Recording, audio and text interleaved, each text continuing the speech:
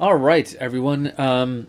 Up next, let's talk about the main navigation of Live. So what that means is we're going to look through all the different areas of the program in this section and kind of show you how to get around, what's what, and why you need each of those things.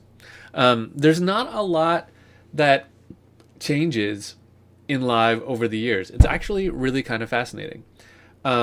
There are very few windows that have come up that have been added to Live since they first launched it. The Live version 1 looks pretty similar to this, to this, because arrangement view didn't get added until later.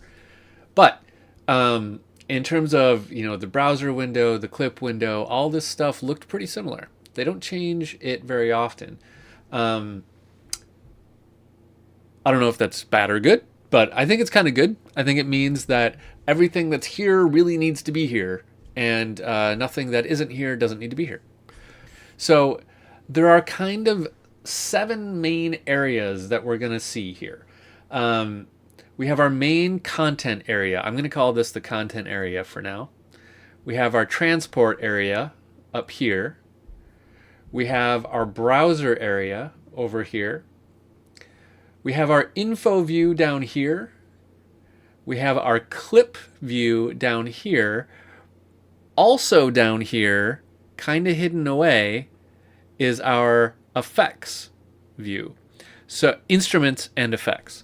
So this is the clip view, and if I hit this little tab over here, then this is our instruments and effects. So this area fills 2 things. Okay? Right there. And I'll show you a trick for getting through those really quickly. We have our mixer view up here. This is really part of our content area, but it is worth a little extra pointing out. And then we have something called the help view, which is hidden right now. Help view. It's this over here. So we'll talk about that in just a minute. So let's dive in and let's start with info view, this little box down here, because it is a lifesaver.